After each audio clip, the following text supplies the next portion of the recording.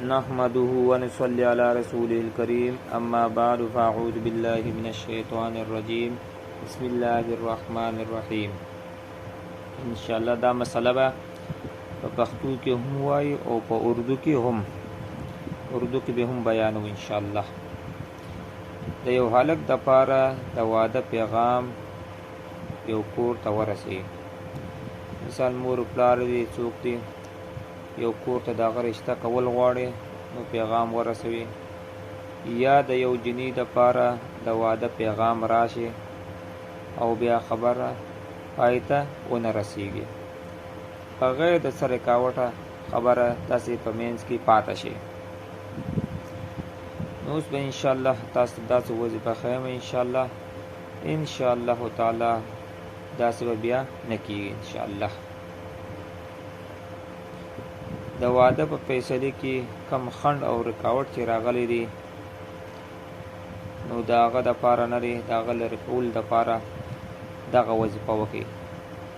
د ماخستن لمانځه نه وروسته اول او آخر 9 وارې درود شریف او 300 وار یا الله یا لطیف.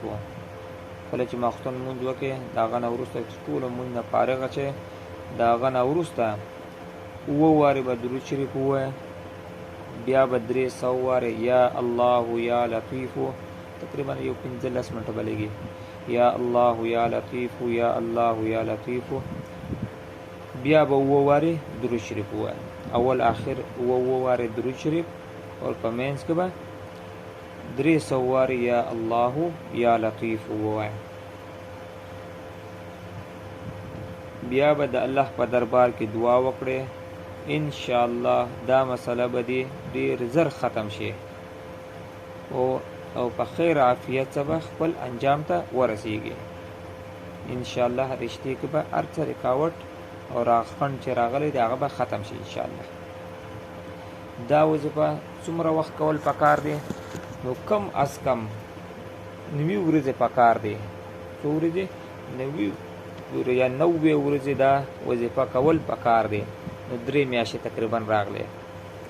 د دې سره سره د خپل وس و توفیق مطابق چې څومره د الله وس درکړی دی 10 روپۍ ورکړي، 20 روپۍ ورکړي، هر ورځ نه دی یو 10 روپۍ ورکوه، 15 روپۍ ورکوه، 2 روپۍ ورکوه، چې څومره الله توفیق درکړی د هغه مطابق د سپینګیرو مشرانو سره مالی تعاون، د یتیمانو سره، د غریبانو سره امداد اور تعاون جاری ساتھی.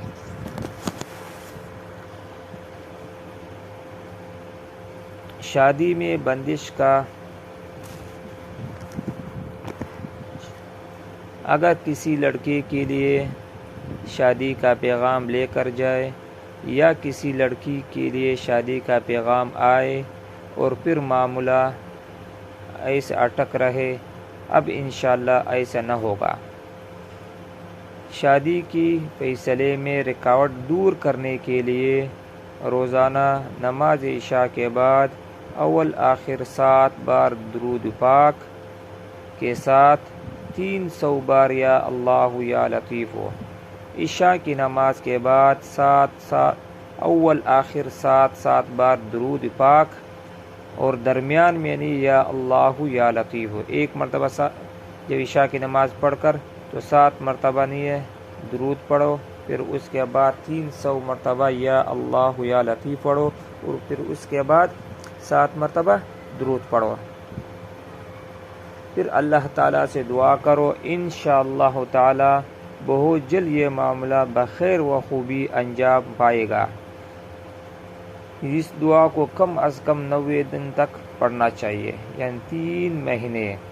اور اس کے ساتھ ساتھ حسب توفیق سفید پوش حضرات کی مالی مدد تعاون جاری رکھے.